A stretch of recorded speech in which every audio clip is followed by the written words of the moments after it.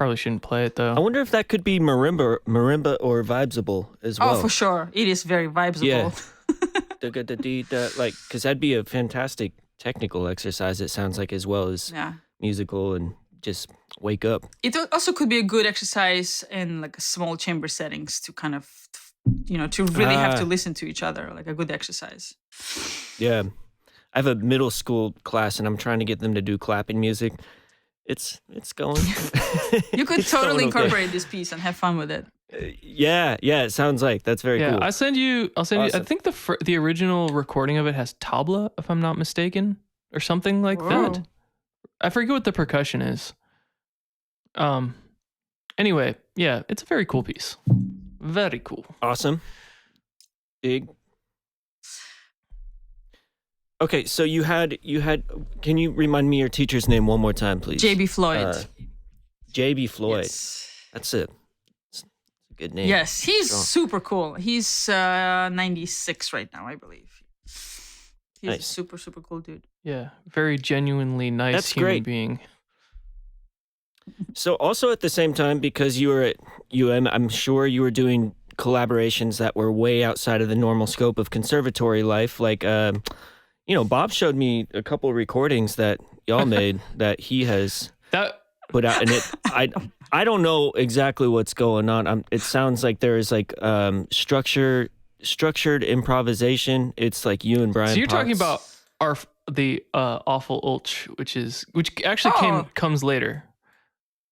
Oh, okay. Much This was later. not Yeah. during this. Yeah, Okay, cool. yeah. Well, then we'll get there. But were you doing also conventional kind of like accompaniment sort of classes and giving recitals and all? Were you still doing kind of a straight ahead track at the same time, or were you not required to do that as much? Oh, no, I still had to do that. And I'm so grateful for that, because I think no matter how far I deviate in my choices for projects, I always at least keep one or two projects that are straightforward solo piano, because that's really the best way to keep your skills refined and be on top of it.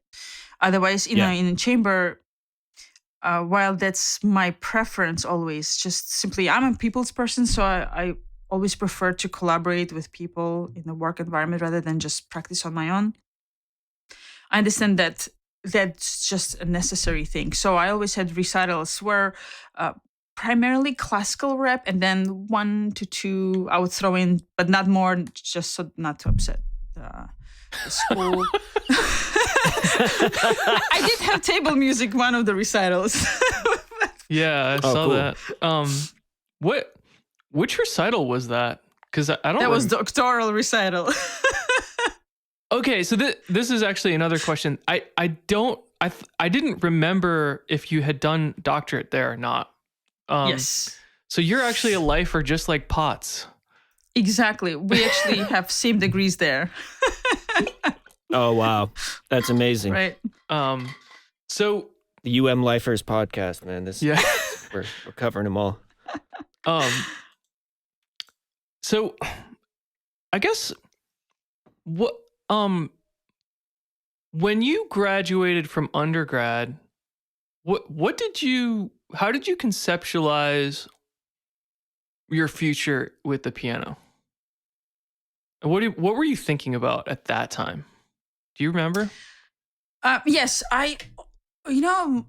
somehow that final picture was always clear for me from the start. I knew that I wanted to become a pianist that plays many different styles and that I play with other people as well as solo. But I also wanted to receive a doctorate because I love the university environment. I love that style where you are constantly around other people that are performers or students, and you're kind of in this problem-solving mode.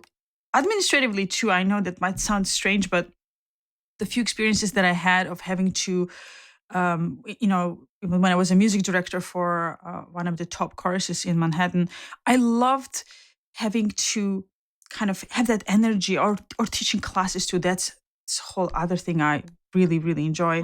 So I knew from the start that this is my final goal. I love to teach at university. Okay, so that means I need to receive a doctorate. But at the same time, I also feel like I haven't, in undergrad is so busy where you're trying to, well, first of all, in my case, I was trying to learn English still.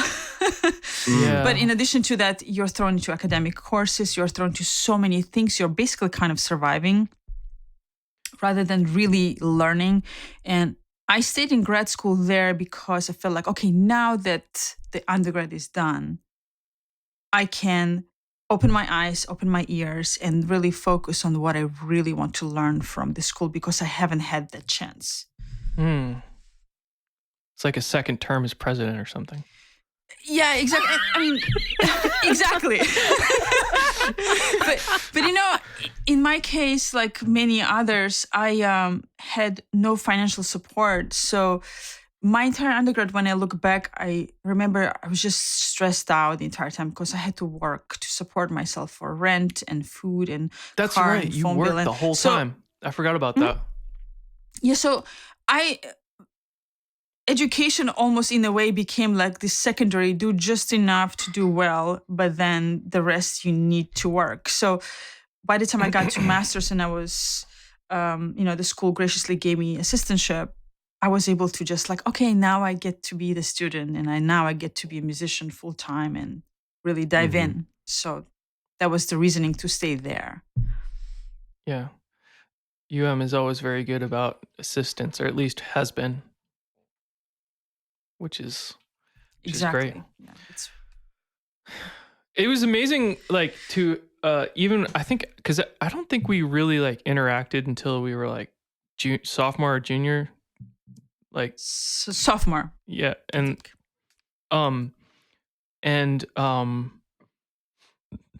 it was amazing to hear. Like I remember when I first met you, like you were not speaking that much English. But then like you really got like in just a couple of years you just really like got it, like, which is, it's crazy to watch that happen to someone. I've seen it. Well, yeah, there's an immersion, but were you also taking courses or studying privately? No. What were you?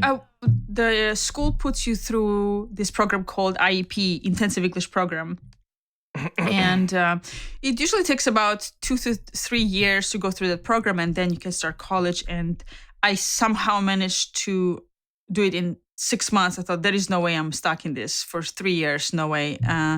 So I just kind of decided, all right, I'm learning 100 words a day. So I'm learning 100 words a day. And that's what I'm doing. I'm reading books, whether I understand them or not in English. I'm reading out loud. I'm going to the movies and watching a ton of things. And it was all in English. I mean, it was exhausting because by 8 p.m., I remember my brain would just shut down because I just could no longer force myself to think in a third language. But it really, it paid off.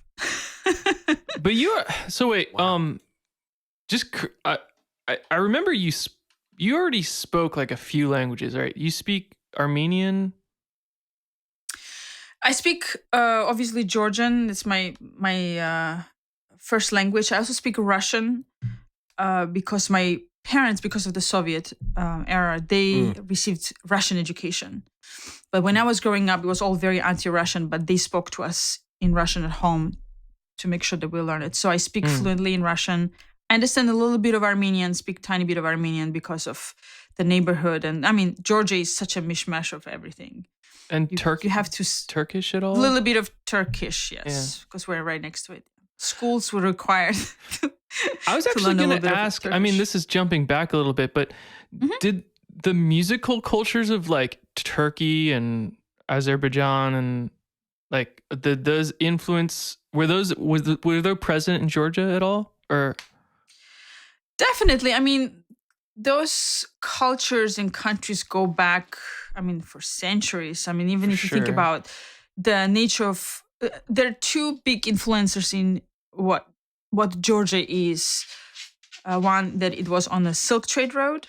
So we have a lot of influences from India. We have a lot of word words from Hindi. Like, for example, the word puri in Hindi is bread, and that's what we call bread. Simple word for bread is puri. And we have a lot of, so the Silk Trade Road influences and also invasions. We when you think of invasions, we had like, think about what would it be like if your city was invaded for 300 years at a time. They came and stayed for 300 years.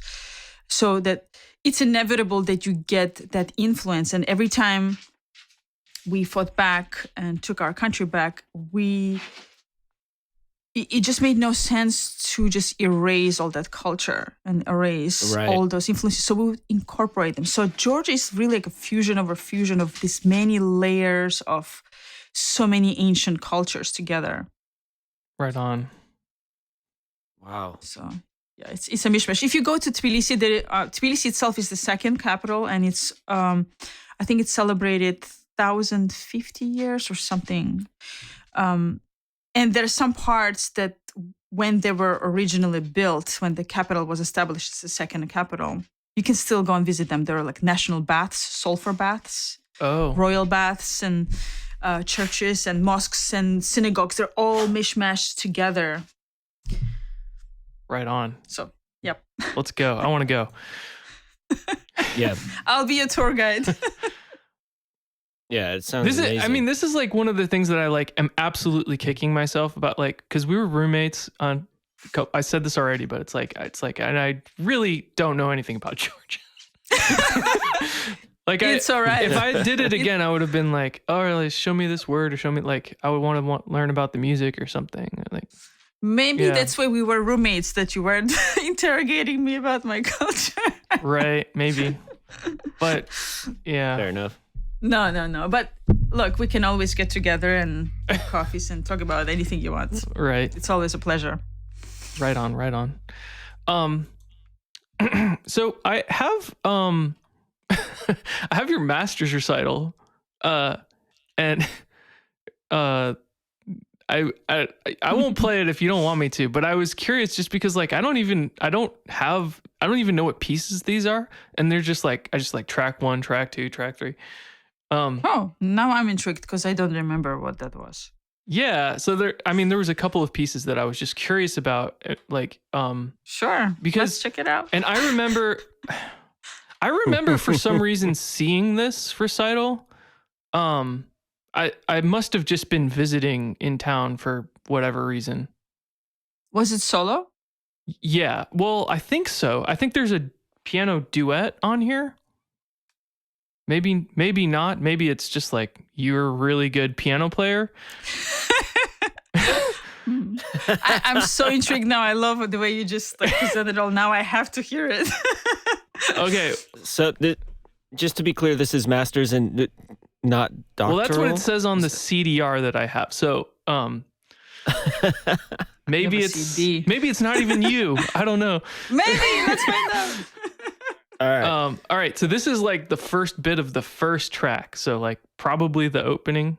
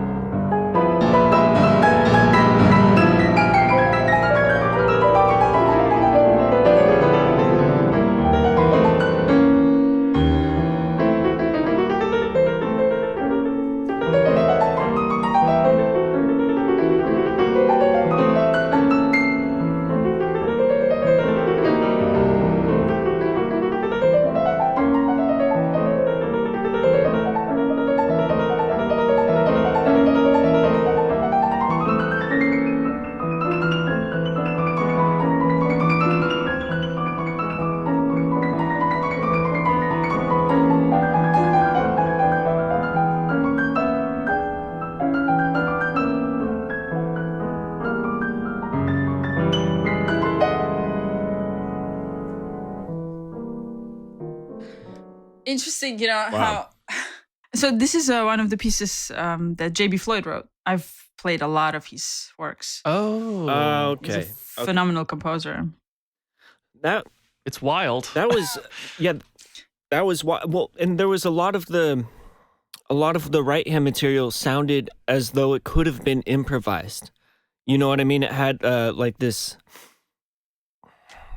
I guess the phrasing to me felt that way. Like that's why I couldn't place it at first. I was like, "What is this? Like Scriabin or something like that?" Because it was like hanging in one mode, and it had these big gestures to it. But then you had these phrases that came out in the right hand. That's like kind of befuddling to listen to and try to think about, like learning that and reading that and notating it from a composer standpoint as well. So that was all notated. Correct. That was composed through.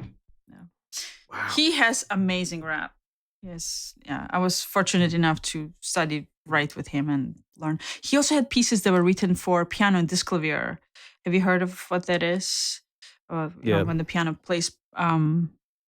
They used to have, Yamaha used to make them with a floppy disk where you have to put in the floppy disk. Yep. Now it's programmed slightly differently. But yeah, I've played some of the forehands with the piano, with the disclavier of his works. They're really fantastic.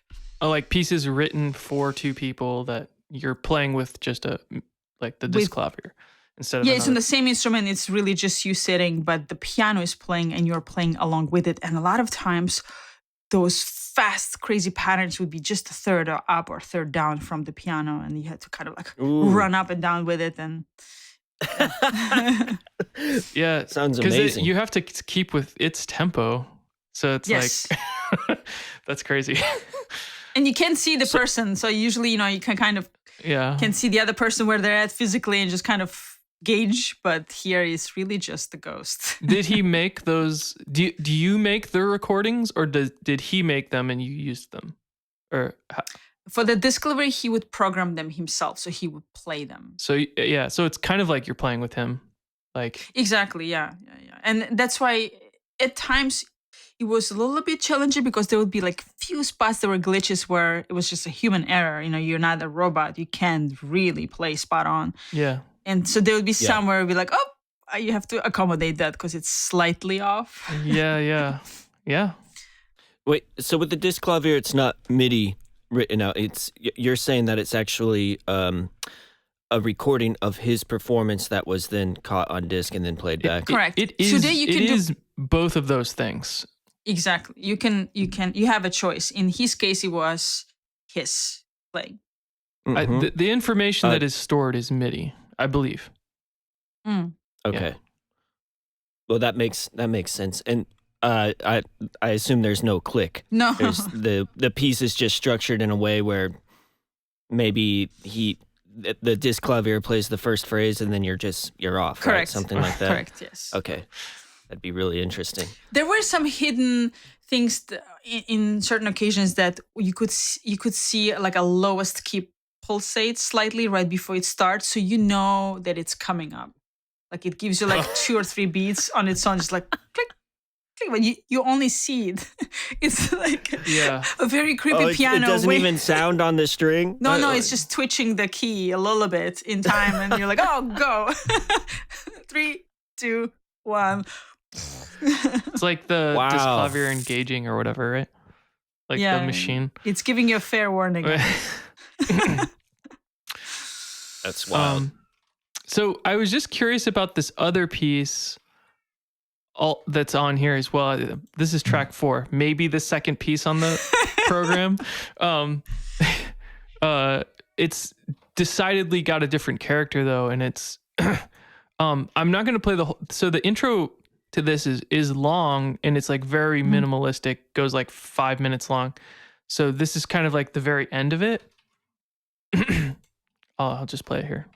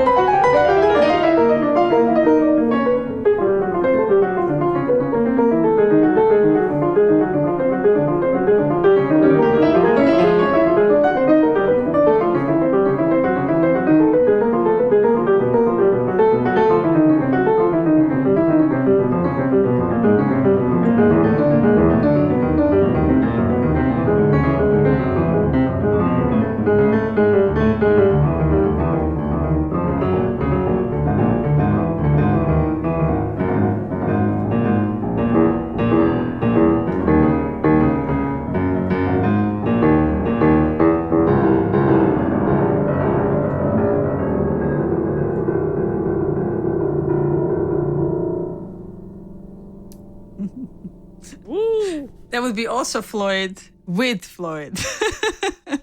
Okay, I was gonna say because there was straight up phasing in the beginning, and I was like, if you can phase in that way with yourself solo, that's that was just grew that branches. freaked me out a little bit. I just grew extra branches to play that. But yeah, I don't remember the name of the piece, but I think the concept was something about, I think it was like a dream/nightmare, and you're just trying to wake up, and that's where the top, like when your body's trying to wake you up, but you can't quite get out of it. Oh kind yeah, of a thing. That happens to me. I do that. In this case, that would be your child, just screaming into your eyeballs. Man, dude, I've been having some like crazy, like terrifying dreams. Wow. Okay. Ever since we had her, for the listeners, I have a 6-month-old daughter, but yeah, I don't know what. Is it like a because some of my most violent and horrible dreams that I've had, I mean, I can't relate to y'all, I just have a dog, but I love this dog so deeply, and I have these really insane, horrible dreams about her, like, meeting different demise, you know what I mean? Yeah. Like, really sad ones, and it's probably some of the most disturbing things that I've ever dreamt up, so I wonder if it's, like, kind of a paternal instinct on your end, Bob, where it's anxiety, yes. It's anxiety. I remember when my son was born, he's 3.5 now, a nurse came in and she told me, "You will never, ever be able to sleep deeply." Oh, wow. And she's right. And you're like, thumbs up. That's a really funny thing to say to a new parent. Yeah. Yep. Great. The honest nurse. Oh, yeah. It's New York. There is no filter here. You get the pure honesty, uninvited in honesty. Unsolicited advice. Yeah. Exactly. So when did you do table music? Do you remember? Yes, it was from one of my doctorate concerts. Oh, okay.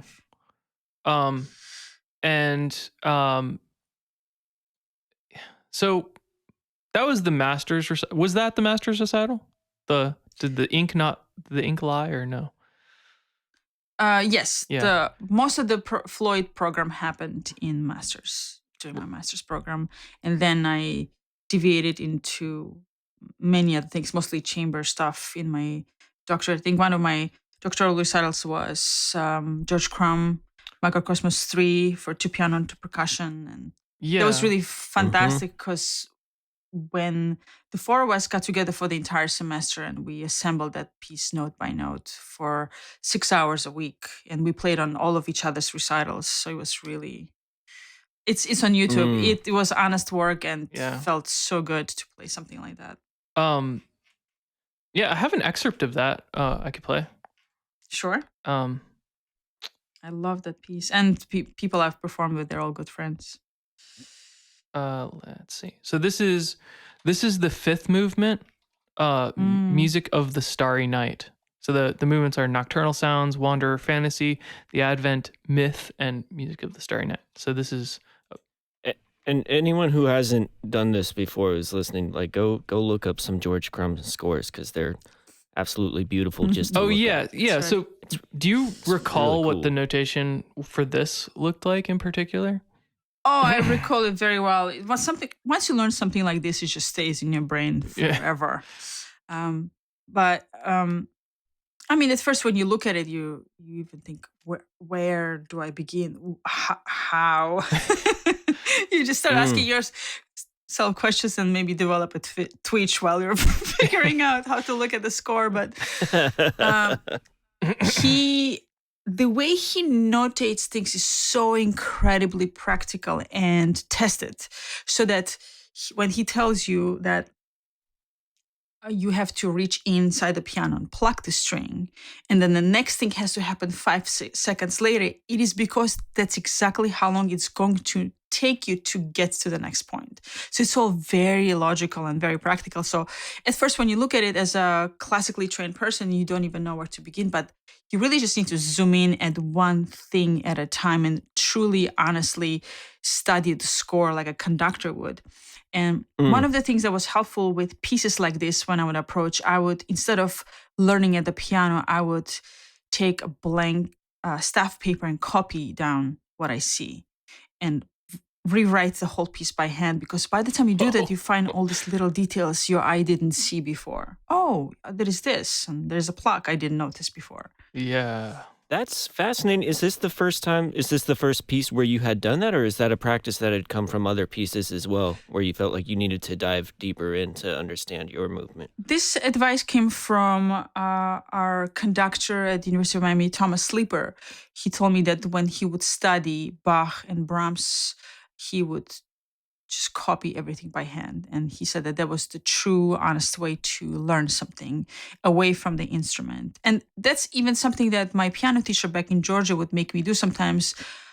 She would just make me sit at the table and look at the score and study the score before we would sit at the piano, and then she would ask me to play something. So it's really just visually copying something down that you honestly, nothing falls through the cracks at that point, especially with a score like crumbs. There's so much information on every single page. You don't want the crumbs to fall through the cracks. You went for it. I'm glad I didn't. That was a dad joke. Working on those. It's earned the right. Yes, but like the way our brain works, there is only so much information you want to take, and then your brain tunes out the rest. So to avoid that, copying down by hand really helps that. Fascinating. Yeah, that's super fascinating. Especially, I would think with, like you were saying, with the details. I've been thinking about this in general. With writing for groups, where a lot of times, if you're kind of in like almost like a jazz context, like there's not enough, in my experience, detailed, like terms of dynamics and articulation. A lot of times you're like, oh, these are friends. We'll just play it. We'll get it. And it has created a bit of a sense of laziness in my own writing that I want to get past. And I feel like I've had this thought recently where it'd be really good to do something like this, to copy down someone else's score, or in my case, like do it in a notation software, but look at someone else's score and get the feeling of what it would be like to make all of these details happen, So I feel like doing something like that with the crumb, it has to be really, really enlightening, because otherwise you're just going to be skimming through, and if there's that much information, I don't know. I would love to approach something that way. I've never done that before. I would recommend not doing it through any program and do it by hand, because studies have shown that when you actually write by hand, your brain functions very differently from how it looks at the screen. So okay, all the motor skills and all that in addition to that. But yeah, it certainly helps. And by the time you're done copying, you really internalize the score so well that you're not just playing with others in that piece. The four of us became this one very strange organ that just produces this music. And it was so internalized because some of our notes are really fed off of each other. And the way I have to play a certain pattern is affected by the way, let's say Jamila, the pianist, she would play her pattern, or the way percussionist Mike or Maria the way they would play their certain things. So we had to all kind of fit into each other. And it was never a metronomic structure. It was more of a proportions, how my portion fits into theirs. And so kind of. And you guys, there's not parts for George Crumb. It's just a score, right? It's like. Exactly. We all use full scores. Yeah. And that's so smart, because there's no way you're not going to, there's nothing to count. So how do you know when you come in? You have 17 seconds until the next hit. So 1, 2. So for people that don't know, George Crumb's scores are all basically works of art. Absolutely. That was kind of his thing. they're known visually. They look sometimes like spirals, and you start at the center of the page and you spiral out, and it does make sense. Actually, once you start playing, you understand why that's there. Right. Yeah. There's crosses. Like he has all these formulations of how the staffs intersect with one another and how they, like, there's like ones that are just circles. He has the peace sign one that's very famous right. as well. There's a It's piece. Yeah. There's a lot of different. and they're incredible to look at. It's so beautiful. I always find his music like really fascinating because it is actually super dissonant, like oftentimes, but it's so sparse and like, I mean, he has moments of like big moments, but it's like these sparse, very soft things like a lot of the time. So it's usually pretty dynamic and ends up being always very like beautiful net, I think. Like not aggressive feeling to me. No, Absolutely. yeah. He's not trying to prove anything, and he's, in comparison to other composers, he's very comfortable with expansive silence. Right. Yeah. So he really wants you to do that. He really wants you to wait, let it dissipate, and then wait 10 more seconds before you move to the next thing. Just keep the audience, absolutely keep them all on the edge of their seats by silence. Mm-hmm. Yeah. And that has to be, for a lot of performers, that has to be something that they probably need to reprogram their brains a little bit to get to, especially if younger people are tackling Chrome. That's got to be really tough. Yes, because you're in constant mode of having to prove you've got the chops. Yeah. Yeah, and also, I mean, it's silence can be hard. Yeah. To commit to as a performer as well as an audience. Absolutely. Just to listen. Or a human being, right? To be. Yeah. Yeah, definitely. So let's have a listen to this then. All right. Let's do. Oops.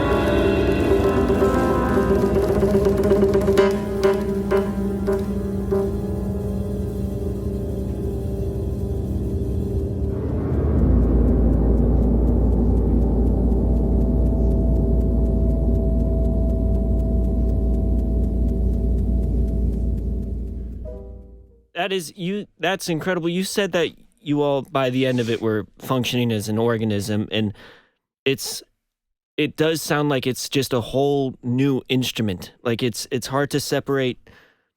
You can hear elements of this and that, but by the end, when you're really listening to it, it sounds like it's one instrument that's like this completely new and almost like deranged thing sometimes. But it's amazing.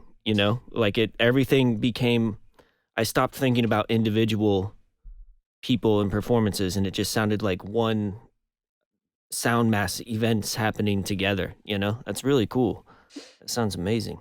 It was just around that time when I had a big aha moment of what I need to zoom in on as a musician. It was not only collaborating with people, but choosing projects that are not 1-2 rehearsals and done, but really building something each time you do it. And I've been really fortunate enough at this point in my life where I can choose only the projects that I want to do very much. And I don't do anything else. But when I do them, they're completely, you learn them, you internalize them in every way. And we can talk about my latest projects. Most of them are actually all memorized, no score with others. And so that when you do bring it all together, you put in so much time in building this together with other people that you can never tell, well, she's playing this part and he's playing that part, but it's all morphed into that one thing, and it becomes one of a kind too. And it's just, that's the life goal for me. Only choose projects that can be that one thing that is and nothing sounds like it outside of it. And it's just worth it. It's so rewarding. Yeah. Well, yeah, and I mean, we also have up on here the Rite of Spring for piano and marimba. And I feel like that might be a good thing to talk about regarding that, because you're both memorized in the montage that is up on YouTube. And I had so many questions about how long. So Ksenia, right? Kovlenovich. Ksenia. Yeah, her arrangement, it's an arrangement of the Rite of Spring for piano and marimba, and she's playing marimba and vibraphone in that. And so I'm curious about how long it took her to make that arrangement, but mainly how long you two worked on it, because obviously it was a long-term collaboration and you're both memorized. Correct. Also, when was this? What you have right now is from the live premiere of it in February of 2021. And it's a full thing. We top to bottom, no stops, in front of a live audience. And then we did an official video shoot and audio recording in May, which will be released hopefully in the fall, where we're just in the post-production finishing stages. That's one of my questions was like, where can I hear this? Like, yeah, it's incredible. It's an amazing arrangement. It's yeah. It will be out very soon, I hope. It will be an audio and a video release as well. So I really didn't know Ksenia much pre-COVID, but I've played with the same people that she has played with, like the piece that I performed with Mitenil of Piazzonore. He performed a lot with her, so that's how I kind of known on her. And when COVID happened, I called her up and said, listen, I think we should collaborate on something. And when she asked what it should be, I said, let's do something meaningful. And she said, how about the Rite of Spring?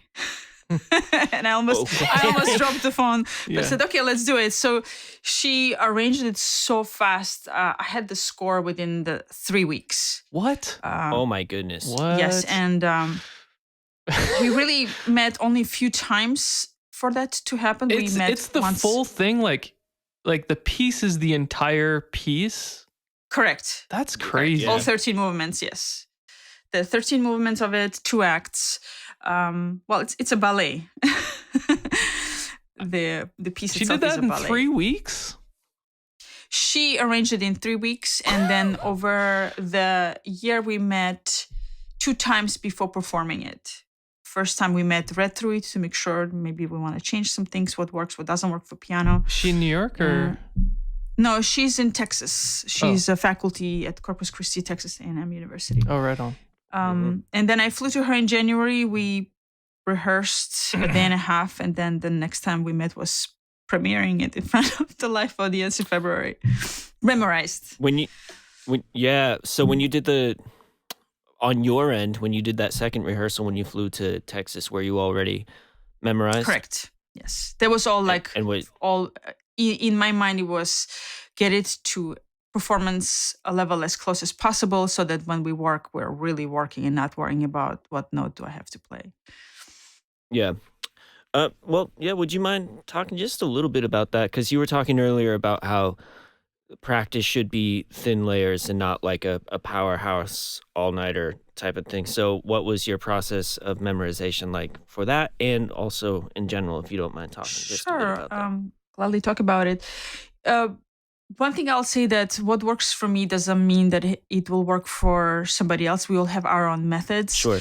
Um, Mm-hmm. for me, when I learn something, I like to learn the way things look on the page. So visual memorization. I also learn using like a memory palace. I build the world inside my head Yeah. for each piece. And the good thing about that is no matter what happens on the stage, I never get lost. And I never forget the piece. I can bring it back in 2 weeks, and one rehearsal, we're good to go.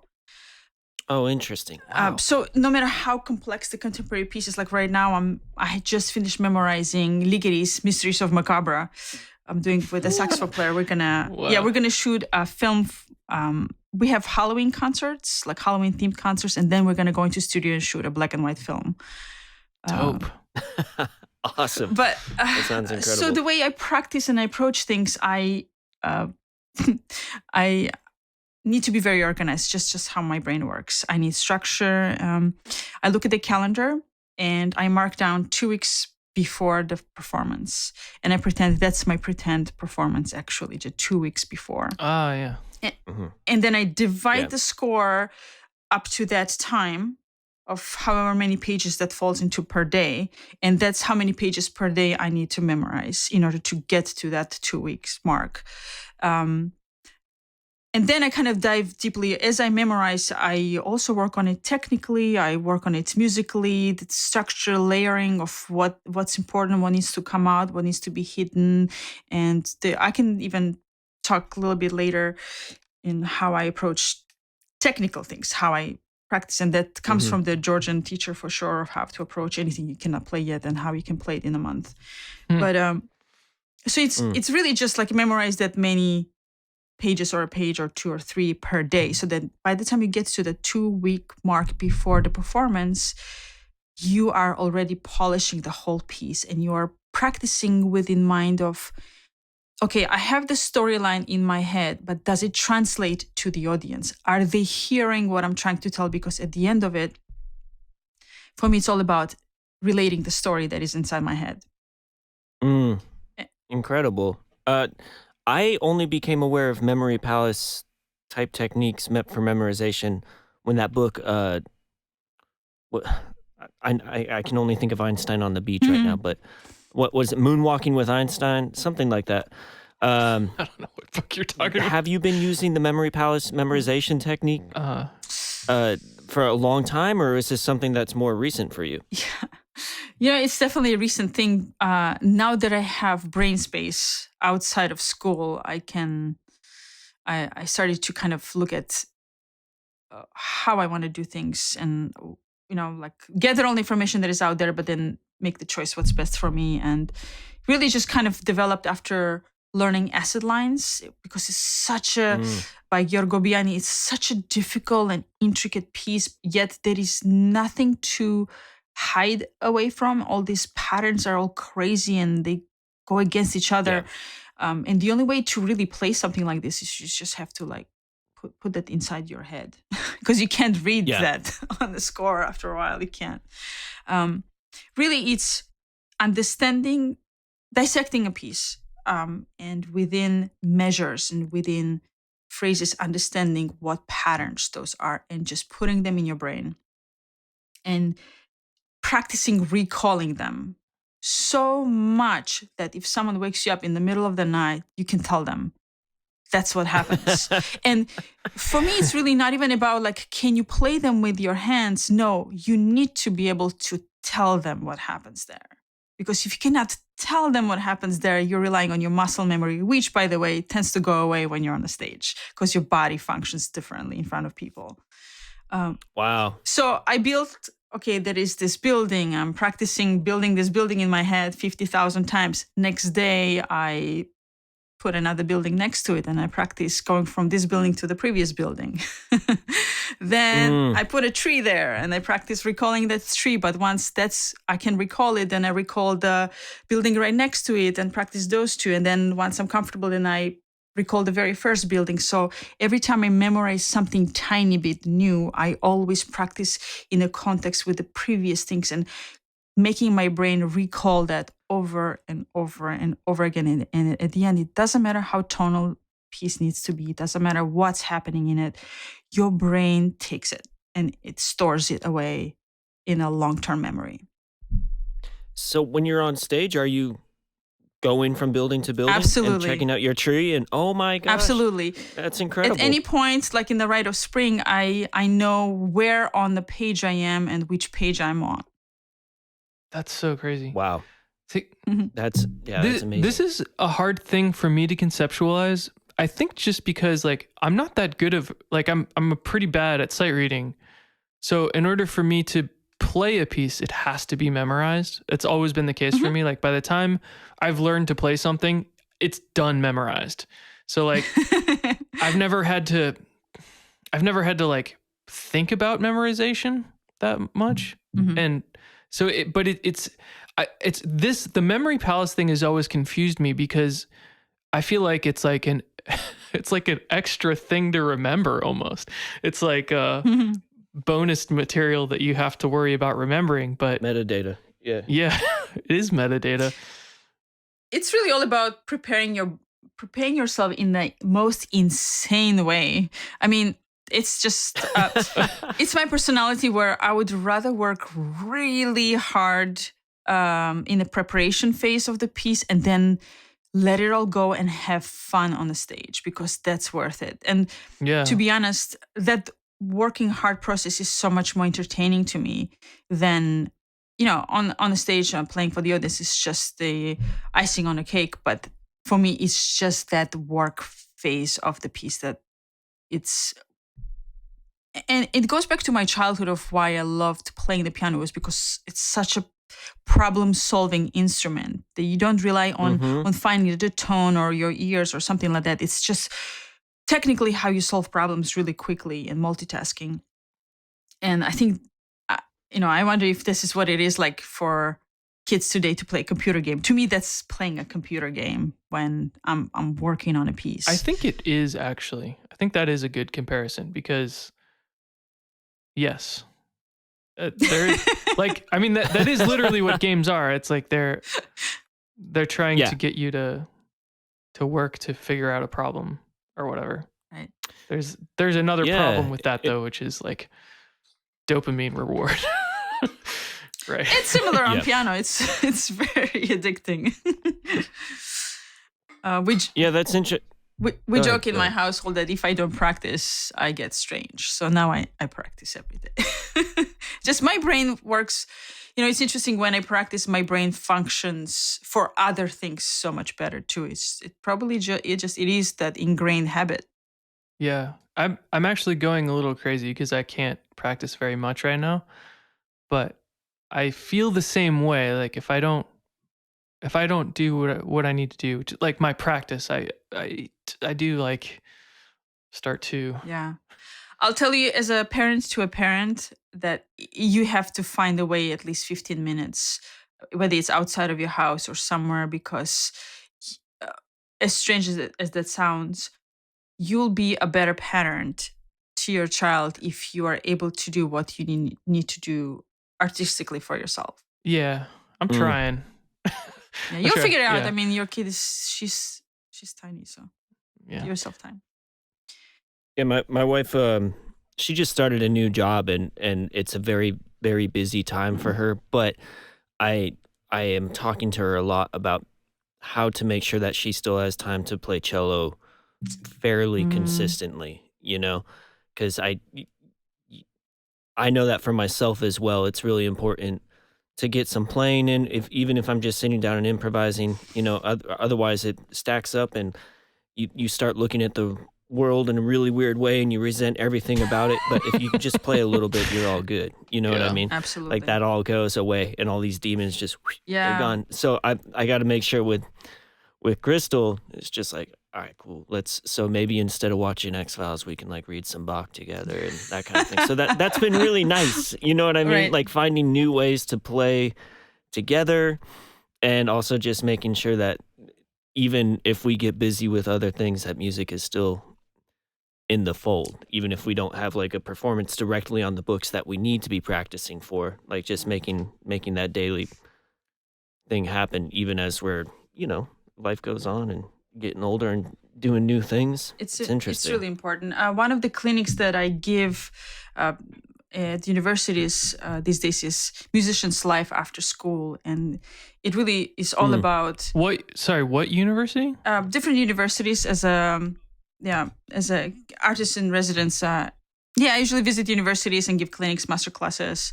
Cool. My recent one was at Oklahoma University. I give a clinic, and it's really all about, okay, you finish school and life hits you, bills are coming in, and you have to get the job sometimes in Walmart, Starbucks, and how do you survive, and what do you do as a musician to be able to manage all that? And it really comes down to being incredibly organized and looking at your schedule and writing out. And by the way, not to replace your downtime of watching something together. I think that will never work. It's really just looking at other windows of 15 to 20 minutes. Where can she have her own time of playing, and write it in a schedule? And no matter what, no matter how you feel, whether you don't feel like playing or you whatever, you do that anyway. And when it becomes a pattern, it becomes a habit, that's when you're set up to keep your chops in and feel good. And also, you never know when the opportunity comes, so that when the opportunity comes a long way, you don't have to start getting in shape. I really wish that I would have had something like this coming out of school for me, because when the structure of school went away, I feel like that was a really dark time for me when I was younger, because suddenly me too. I had no idea what to do, like I just kind of went nuts, and I became very unproductive, both practically and musically.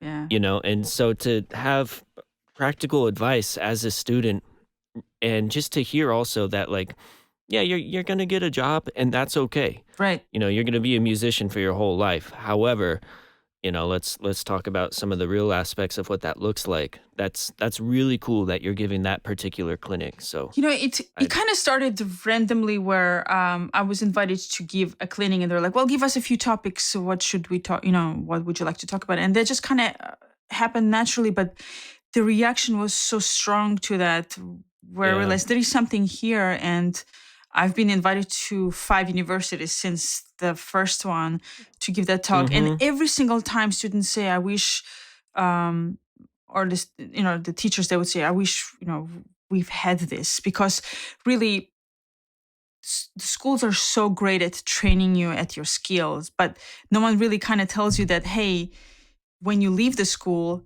the structure goes away, the schedule goes away. And all of a sudden life happens all at once, and it makes you feel like in order to survive, you need to give up what you've been training for so long. Exactly. And in reality, it's okay.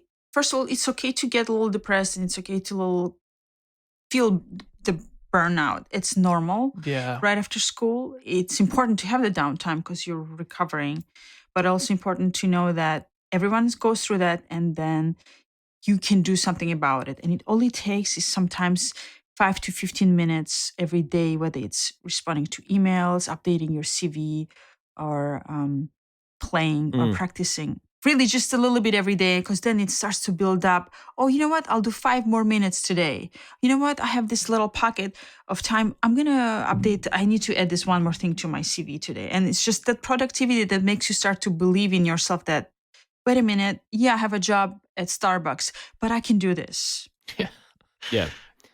Well, good call. And thank you again, for going back to what you said just a second ago, like not replacing downtime. Yes. That's really valuable advice, and that's really good to think about. And also 5 minutes on a CV. I mean, my CV is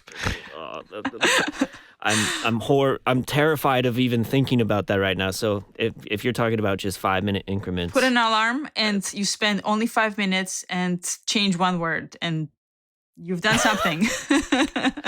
I can do that. Yeah. I can do it. Yeah. Procrastination is usually not because of laziness, but it's because you don't know where to begin. It's overwhelming and paralyzing. And that's Absolutely. how everybody feels. It's normal. I've heard a lot of people that are actually professors at universities say things like their students ask them, okay, so what can I do to like set myself up for like a life career in music? And they're like, ugh, don't know. Like, At least they're honest. That's great. But it is, I think there is some aspect to like you have to have hope and you have to do what you love and make time for it, despite what you doing what you need to do to survive, but also make time for your art. And like you just have to keep going. You just have to keep going. I think the top two things that really helped me when I moved to New York, it was so terrifying. I'm not exaggerating when did you move to New York, by the way? Right after I finished my doctorate. I was done with Miami. I love Miami very much. To say this on the record, it's my happy place. I visit all the time. Just get away. That's my break. But I felt like it was time to do something new. I only packed what fit into my car and gave away the rest and moved up to New York. And I'm not exaggerating to say that when my first year here was so stressful, I had short-term memory loss where I couldn't remember what I've done last week. And there were some moments I remember I had to remind myself, oh, I got a graduate degree in music. I didn't. And they were just all to myself. It was really not even like to play up the emotions or something. I really just genuinely was so deep in survival problems that I would forget that I even played music ever. And two things that really helped me pull out of that situation was have a list of goals, practical goals of what you want. Like simple. I'm not talking about, I want to be a billionaire. It's, I want to find ways to play music and I want to find ways to practice music or something like that. And then stay extremely organized and vigilant about your schedule. Write it in somewhere in the schedule and stick to it no matter what. And that tends to kind of kick you out of that horrifying mold of, oh my God, my life has no space for me to be an artist anymore. And it's really just self-imposed. I can't. Yeah. That's really great advice. And that itself can be difficult too. If you're not naturally organized or if you're not in the habit of creating schedules and sticking to them, was this something that you came up with, or once you moved to New York, would you do this like on a piece of paper calendar, or how did you start making these schedules for yourself? What did that look like? I went to a dollar store and I bought a dry erase board and put it in my bedroom, and I divided into two. And on the one side, I had what I want to be able to do this month or next month, and then I would write out where I can do it and how to make it happen.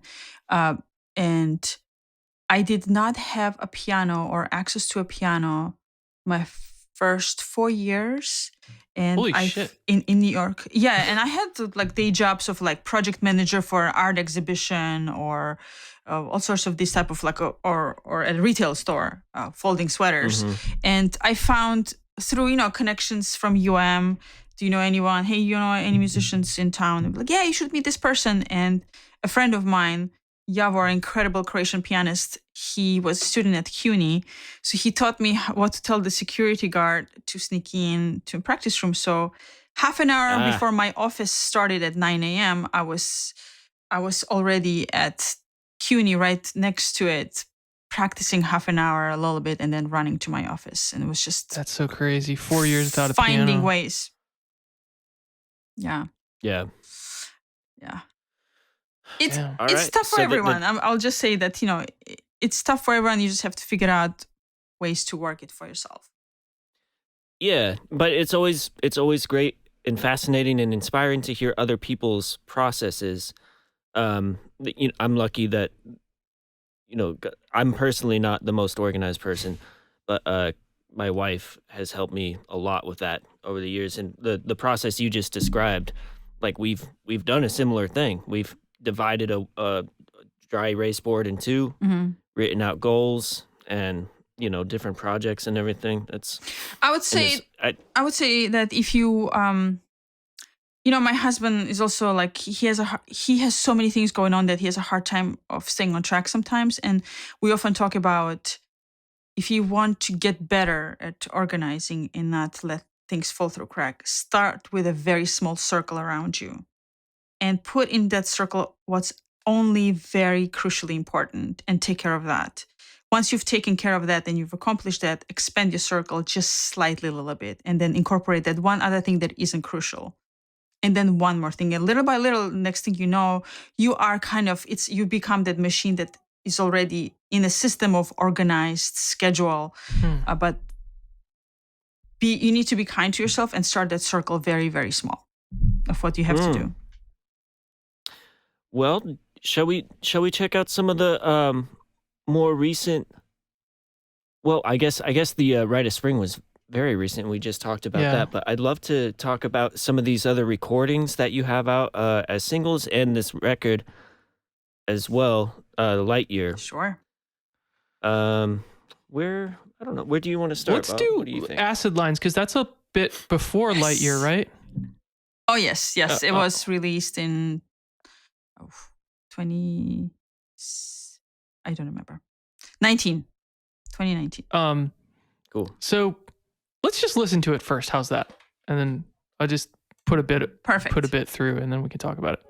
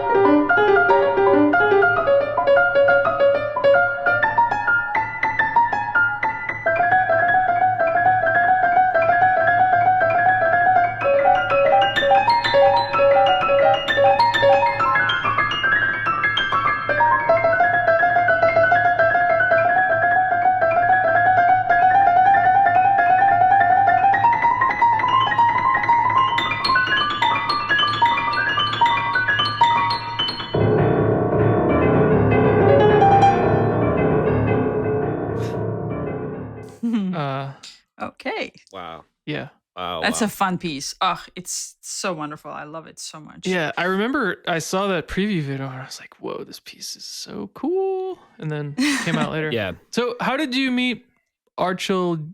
Is it Giorgio? Giorgo Biani. Giorgo Biani. Is that Archil Italian? Giorgo Biani. I'm sorry? Is that Italian? Georgian. Oh, Georgian. Okay. Yes. Well, apparently, when we're very little kids, we went to our common friend's birthday party when we were 8 years old, and he sent me a picture once. He's like, "Is this you on the picture?" Yeah. Wow. But again, this is Tbilisi for you. You are all kind of growing up in the same Right. environment, and the funny side fact is, my dad is a jazz drummer. Apparently, he told me that our common friend and him borrowed my dad's drums for their first gig once when they were tiny kids. So he's been to my house apparently. Okay. But he, Wow. yeah, actually reached out to me on Facebook, presented himself. They was all before we had this childhood moment conversation. Did he know Reached that you out were to me. from Georgia when you guys met? I was already in the States. It was actually 3 years ago that he reached out to me for the first time. He's in Georgia now? Still? He lives. Yeah. Okay. He's in Georgia. Yeah. Gotcha. He's got his own TV show and talk show about contemporary music. He's a fascinating person. Really? Studied in Germany. Anyway, he reached out to me saying, "Hey, I'm this and this. I'm a contemporary composer in Georgia, and I have this piece that if you're interested to look at." And you know, as a performer, you get approached a lot with a ton of music, and most of the time you don't. It's hard to look at the scores, unless there is some connection to it. But Yeah. what got me was that in Georgia, you rarely hear someone say contemporary music because there is an incredibly strong and successful classical school. And then there is the folk music that is very important. So when someone says contemporary, I probably thought, I bet it's some Georgian 5/8 fast thing. Okay, let me look at it. And when I opened the file and looked at the first page, I instantly wrote him, "Has anyone recorded this? Because I want to do it." He's like, "No one wants to touch the score." I said, "Okay, it's mine." Don't give it away to anyone. I will play and record this for you. And 6 months later, I had the recording. Wow. Wow. And Now he's actually, I'm sorry? was this would you describe, what about this actually attracted you specifically? The complexity and how it wasn't a tonal piece and that it wasn't about pretty melody, that it was about, the structures looked so beautiful. I mean, when you look at the score, I'm happy to share the file with you at some point. There are all these proportions and structures of some are like expanded and some are compressed, but they're all kind of talking to each other, and visually you can tell that there is a relationship between all of them, but at the same time you have no idea right away how to fit them together. And it's all straight in 4/4. What? Yes, What? I would love to see the score if you wouldn't mind sharing it. Absolutely. And I should say that the recording is with a click in my ear. So in my left ear, I have a click to assemble it on because I want it to be so precise. I didn't want to deviate. I have a tendency of rushing. And I had a click track in my ear throughout the entire shoot. Wow. So that, I guess then I have to assume that there's a lot of different subdivisions happening at the same time. Absolutely. Like layered subdivisions. There are so many subdivisions juxtaposed, and he's reusing the material in such a smart way that you understand the structure of the piece, and it's so alluring to you, even though you still can't even play it. That most of the patterns I actually learned on a table, just tapping them out because I didn't want to distract myself by sound or having to rely on learning how it should sound versus what it really needs to be rhythmically. Oh. Yeah. That's an interesting differentiation that you just made. Yes, I mean, oftentimes we learn something, whether we want it or not, subconsciously, a lot of times I bet that's how it sounds. Okay, I see what you're saying. So it's like you want to actually dissect it and work out the real way it sounds, basically. The honest way, yes. And it was like two different phases of phase one without a click, so that you are not rushing through making it on time to the next click. You understand how these notes go against each other within the patterns, ingrain that, then go back, forget it all, start over, but this time with click track, but much slower. Yeah. And then increase the click by 2 to 5 clicks at a time each time you play, just to get comfortable and then get up to speed. When you're at the table doing the rhythms, are you also thinking about fingerings, or are you just strictly rhythm at that point? No, it's the same combination as it would be on the instrument. But you're just So same finger combination, correct? you're just removing the idea of like pitches and Right. I see. And you increase the metronome 2 to 5 clicks when Yeah, you're depends learning on- something this complex. Yeah, it depends on how intricate it is. There's some pieces that you can go 10 to 20 clicks at a time. Depends, but Okay. in this case, it has to be so crystal clear of what you're doing that I had to really just completely dissect the piece and reassemble it and understand how every tiny bone goes into the skeleton and where exactly. Wow. Would you say that this is like in terms of, because I've seen you play some such crazy monstrous work, like how do you is this like a hard piece for you, Acid Lines, like in your life? I think it's one of the hardest pieces for contemporary pianists in general. Okay. Fascinating. And there are many ways why a piece could be difficult. It could be physically demanding, where you're just using a lot of muscle all the time. You're jumping around. You're playing fast passages and this and that. So it could be challenging that way. And there are also pieces that they are so fast but so intricate that if you mess it up, it sounds like a mess. And this entire piece is like tiny spiders crawling around, and you have to make sure that every single leg stands precisely, you know? Yeah. Yeah. Well, it's pretty bare also, like what, there's not a lot of cover for what you're doing. Exactly. You're very exposed. Yeah. Mm-hmm. Yeah. Well, still no one has, I mean, he has a good show going on in Georgia, and there are a few pianists. One of them I saw comment saying, well, if this little girl can play this, surely I can do it. And no one has played it since. No. So, and honestly, it's not because it's impossible. It's because you have to be willing to invest a lot of honest hard work and a lot of time in it. And you only do it if you really, really want to do it well. Otherwise, you can't play it. It's one of those pieces. Either you work really hard and you play it, or you don't touch it. Yeah. You can't really you can't fake this one. No. You can't fake the funk. Yeah. No. Um, Not exactly. when you're doing like stuff that's like really technically, like this is rhythmically challenging perhaps, but when you're doing stuff that's really technically challenging on the piano, I guess what first of all, what would you say is like a really technically challenging piece that you've learned on the piano? I would say it was Carl Wine's sonata. He's an Australian composer. Oh. He has two sonatas now, but I guess that would be sonata number 1 at this point, because back then it was just, he wrote it in 97, I believe, and it's on one of my graduate recitals, I think. That would be the physically challenging, oh my gosh, can I do this piece? Because it's fast, it's physically demanding, there's so many jumps all over, and they have to be all very clean, and it gets so loud. Do I have enough muscle power to keep the volume up? And can I then jump into something so fast after my hands have been so tired of pushing really hard on playing with these really loud chords? Oh, geez. Into something very, it's based on pointillism.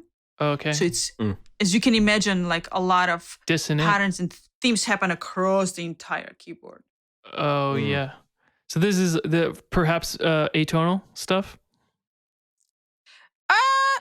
Not quite. There's some of it that is atonal, but like there are good chunks of it that are based on Gregorian chant. Whoa. So it goes into really gorgeous, ghostly like themes. It's only 2 movements. The second movement is the fastest, craziest thing I have ever seen. In both hands, you have 16 notes all the way through, and it's all very atonal, but there is a pattern that you can clearly hear. And if you miss a single note in either hand, you can hear it. Carl Vine. Carl Vine. Correct. Is that right? Yes. Okay. With a V. Yeah. Okay, cool. So that would be the Piano most Sonata challenging piece I've 1? ever Is that the? Yes. Yeah. I guess that would be 1. Yes. Okay. Because now there are 2. He wrote another one. Yeah. Cool. And you did that for your graduates, your masters? Yeah, I think it could have been Yeah, I can't remember whether it was my last master's recital or probably first doctoral. Probably first doctoral, Oh. I guess. I'll check it against my recording of your master's recital. See if it's Can you on there. please let me know Yeah. what I played? I'll get back to you. Can we check out this Eki Hugsa? One of my favorites. Yes. I mean, I'm interested in going to this one because it's a different set of problems Yes. that potentially need to be solved. And the aesthetic is completely different. Mm-hmm. And I personally love this piece in and of itself solves an issue that comes up a lot of the time when you do use a looping pedal. So before we dive in, I intentionally didn't look at a score or anything on this one just because I wanted to ask you and your experience about it. Were you controlling the loops, and was this run through software because there's effects on the piano, and are those effects kind of like written into the score almost like a tape piece or so okay, let's just start with the first one. Were you controlling the loops yourself? Absolutely. I designed the piece in such a way that first of all, what you see on the YouTube, it's the full second take out of the only two takes that I had in the session. Because we had so many issues setting up the loop station that some cable wasn't working, sound wasn't coming through. Oh, geez. So this is an honest full take without any cuts or any edits. So to answer your question, yeah, I was controlling everything, and it was designed with in mind that I want to perform it so I can walk on the stage and do exact same thing. And it's just me. Okay, and were there effects pedals like as part of the looping chain for when it was playing back? So this particular loop station has this, you can control the effects, you can add them in real time. Not only that, you can also set it so that it reverses the pattern you play. So first time you play it and instantly it loops back in reverse, and you can add effects to that. So I did that. The only thing that I added in post-production was on the long notes, what you hear is the effects of sounding like a little bit airy that the acoustic piano would not produce. That's the only thing that is done in post-production, but it's really not altering. It's like the added little color to it. But that was the only thing I was comfortable with adding, because it was so important to me that it stays honest and original, so that because I wanted to keep playing this on stage. And and I mean I love, because a lot of times you get caught up, you get stuck if you're using a looping pedal, and a lot of times the hardest thing can be getting out of that or ending cleanly. And the solution that comes up in this piece is so cool because you get out of that and you have this chance to play play a little bit more loosely with time and play very expressively with the last passage there. It works really well, and Thank you. A fascinating and beautiful piece. So can we listen to a little bit of that? Absolutely. Yeah. What part of should I just start from the beginning? I think so. You can either start at the beginning, or you can catch the ending where it goes out of from looping to where I stopped the loop station with a foot controller and going to just improvisation. Let's do that.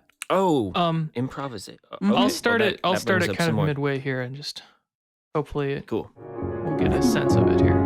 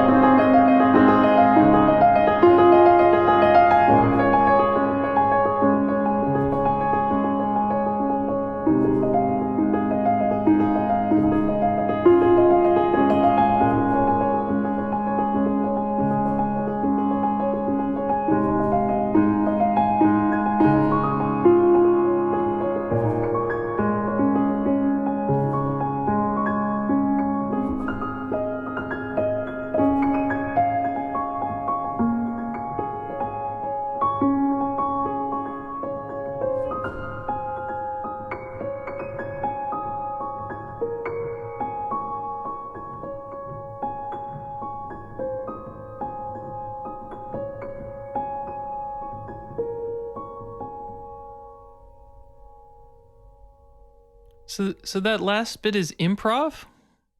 Correct. I really wanted to calm down from the whole build up.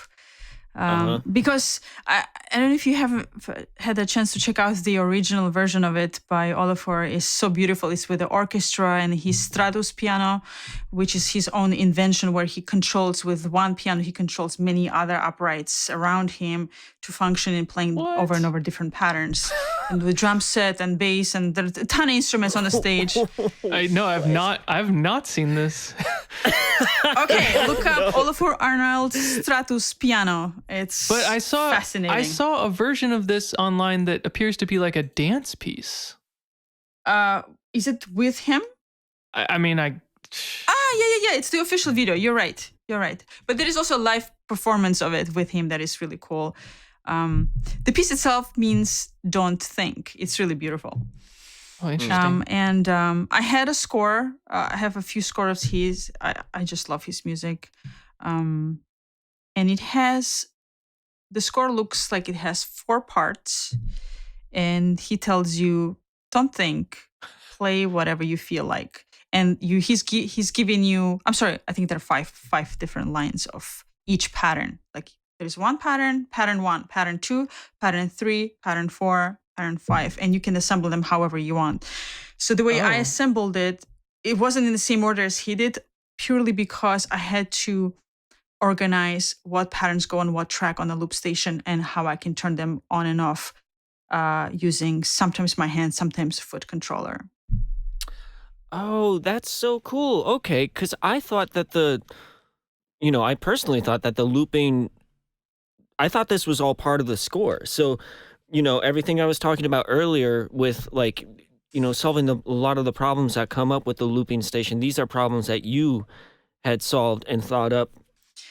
This is your arrangement of it using a looping pedal. Absolutely. This is 100% my baby. Because the original version is the orchestral piece, but this was like my COVID project where, okay, what happens when you look up a contemporary pianist at home?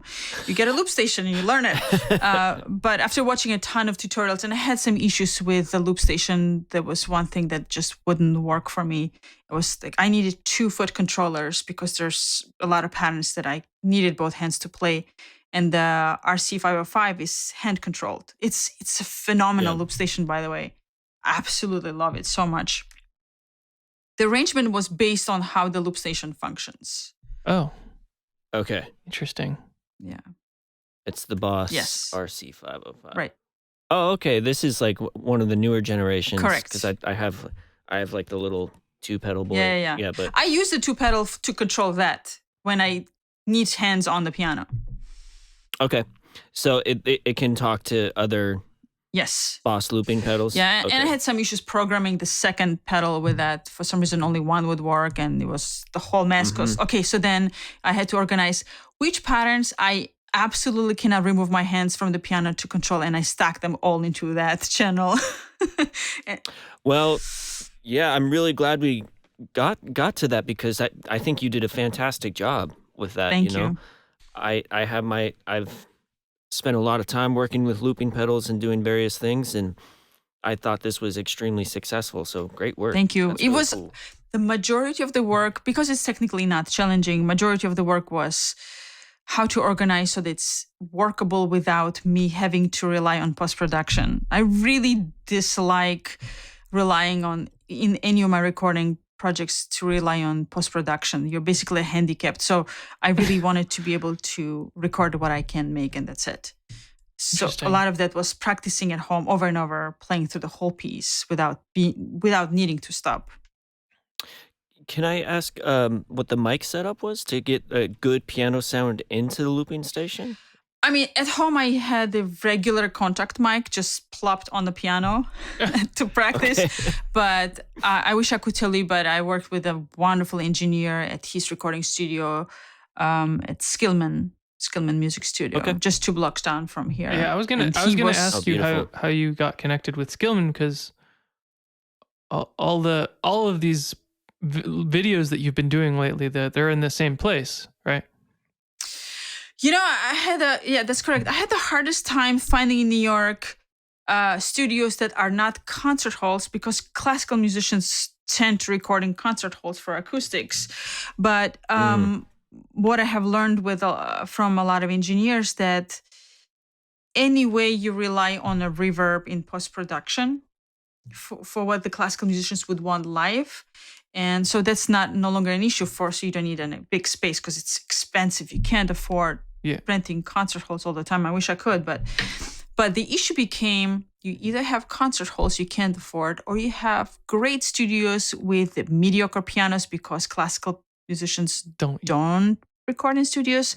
So jazz and rock and pop, they don't need high functioning $100,000 pianos.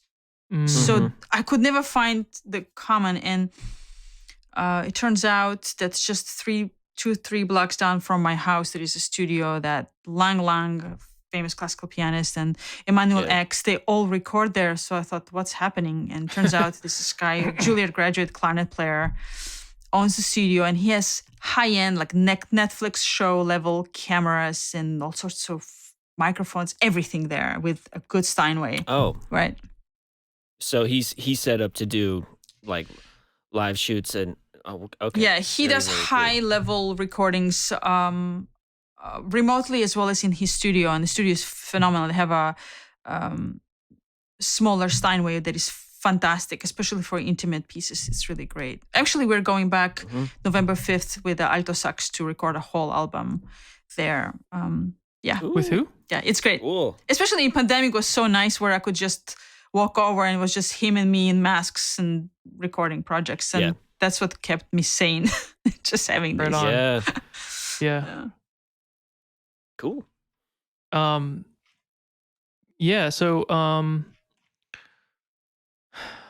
So I guess, when did you start? You've released over the years like singles, like put them out on Spotify or whatever, and you've done these videos. When did you start to conceptualize of this like full-length album, Lightyear? It's so interesting how I spend most amount of my time on, I guess I would say that the singles that I have released took up most of my time and energy and skills to do it. The album, from the time I realized I want to record pieces to going into the studio, was within 2 weeks time span. And it was really coming back from Texas, having performed The Rite of Spring, being completely exhausted. And I thought, gosh, I can't rest, I cannot relax and do nothing, but I really need something very healing, to heal from a very heavy and emotionally charged piece. I wanted something that is comforting and something that just says, you're going to be okay. That makes a lot of sense with the material and the overall feeling of that record. Yeah. That really... I always have a stack of scores that I haven't touched or haven't looked at yet. So there was the moment of, I want to play some pieces. And when I start playing through some of them, I realized, I think I have a story here. Huh. Yeah. Because there is like a through line to the record, and a lot of it is so different from the other material that we've talked about so far, So I found it fascinating that you released this as a through line record. Thank you. But that makes sense. It was important to me that the first album that I would release was something that would age very well, and it was something that I didn't use to prove myself as a pianist. There is nothing that is challenging there at all. That's why it took me only 2 weeks to prep. Once I knew top to bottom what tracks I want to record, that was it. I went in and that was it. But I wanted something that I can always go back to and hear it differently depending on where I'm at in life. Interesting. And this really did come out of, we've spent entire year in COVID, and there was so much unknown, and we, humanity is just so exhausted, so tired, so depleted. And the album really reflected on telling those stories of, this is what's happening, and we don't know where we're going to be. There's so much unknown, but that all we can do is hope. And really, for me, really deep down, I'm not trying to put that into the listener's mind because everyone reflects on it differently. But for me, it was I'm exhausted, but I hope. I mean, I think all of these Yeah. emotions come across in these pieces for sure. And also the recording itself, Mhm. it's like it's dry in a way, like it feels very close to the ear. Mhm. And it's like you said, it's simple music, which is like such a stark contrast, especially like me knowing you. It's like Lika made this up. This is the true. This is the closest to who I am. Really, is that I really want to bring it back to very simple because that's what actually inspires me the most. This type of pure. I'm not trying to impress. This pure type of music, and also the way I mixed it. There were a lot of different opinions that came at me after release that how this was mixed. And I particularly wanted to mix in such a way that you are aware of the performer the entire time. Like you feel their physical presence by, like, for example, little clicks and pedal noises and things like that, where normally you want to omit that because you want to put the music in people's head without them being aware that you are there. But in this case, I wanted to be that, you know what? We've all spent so much time in isolation. This time, I want you to feel the physical presence of the performer in the recording. That's Oh wow, that's pretty really cool. interesting. Yeah. You are not alone. I'm kidding.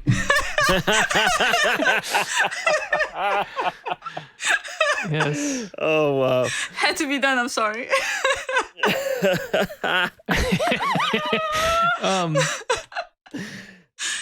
I'm eager to play a few selections from this, honestly. Please. Before we do, can I just say real quick that the Inescapable Light 4 by Chris Lennox I had never heard, and it's like extremely beautiful. I loved listening. Awesome. I listened to it over and over again. But anyway, yeah, let's check out some. He's got 4 of them, by the way. Check them out. 4 I will, Inescapable absolutely. Lights. Mm-hmm. Well, let's start with this one because I think you mentioned it as being, and it's also kind of just fascinating how short a lot of these pieces are. Yes, very short. But okay, this is a model of the universe by Johan Johansson. Mm-hmm.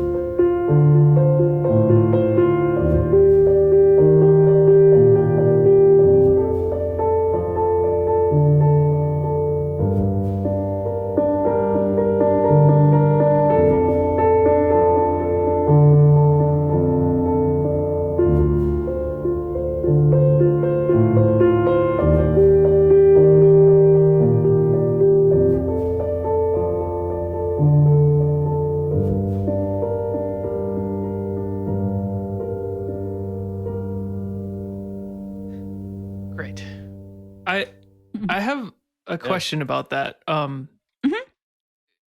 So was it, are the dynamics that you played notated in the piece as they? No.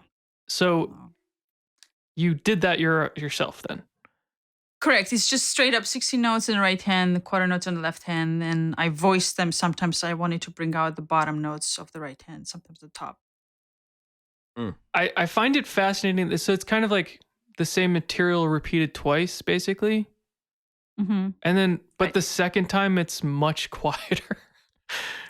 Yes. Which is such a fascinating, like formal way to present this piece. When you try so hard to convey an emotion and you feel like you keep falling short and then you give up and you're tired. And that's the version I wanted there. So that's it. Wow. Humanity. That's all I can do. Right on. Peace out. Very interesting. And do you have any relationship with this composer? Because there's a couple of other of his compositions on this album. The biggest heartbreak to all of his fans is that he's no longer with us. I remember hearing about this now. Okay. That's tragic. Oh, yeah. Very sad. Fascinating composer. One of the stories I heard was how I think I can't remember what Hollywood film it was he was scoring for. He did the entire score. He finished everything. And then he went to the film director and said, listen, I have it all done, but I wanted to actually release the film without any music at all because the music makes it redundant. And that's how they released it. The film became so much more dramatic because there was no music in it at all. Do you remember what? So that was the kind. Do you remember what? I can only think. Sorry, yeah. I think we're on the same question. I can only think of one or two films that have zero music, and it really stands out to me. I don't remember, to be honest. But do you? It probably wasn't No Country for Old Men. That's the first one that comes to mind. But let's see. Depends on when it was released. It's possible, but yeah. And when you know that about him and you listen to his music, it makes so much sense. He did music for Mandy, which is one of my favorite movies. Oh my goodness! Wait, he did Mandy? Yeah, that's what I'm looking at. That's incredible. Looking at the Wikipedia right now. It's also one of my faves. I should have worn my Cheddar Goblin shirt today. Love that movie. Yeah, I mean his music is absolutely amazing. Check out his album. It was his first album for Deutsche Grammophon label called Orphy, and it's based on Orpheus, Greek myth. But it's so incredible. First of all, the first track is 6 minutes long, and it's the same chord progression over and over again. And what is amazing is the way he does it is that each time towards the end of the chord progression, you are begging to hear it again. You're like, no, it wasn't enough. I need to hear it again. Is he a piano player? I need to. Probably, yes. I mean, not like a concert pianist, but was a composer. He wrote for film, so it was a lot of orchestral stuff. Right on. Oh, yeah, and this album, Orphy, also has organ in it. So it's organ and strings, and it's just really do yourself a favor when you're tired or feel reflective. Put that album on with good headphones. You will not regret it. I will take that recommendation down. Yeah. Done. Cool. Very interesting. So, I love this album. It's like a treasure box, but you look at it, it's like, oh, it's simple pieces, but there is so much. It's kind of like a never-ending thing. Yeah. Is his music very like morose in general? Yes. Yeah. Right on. I guess that goes well on Lightyear then, huh? Yes, it does. Well, should we play? What else should we play? I really wanted to hear Saman. Sure. Who's that by? That's Oliver, same composer as Eki Huksa. Yeah. I just love how like beautiful and simple this music is that you have on here. It's gorgeous. Yeah. Here, I'll play it.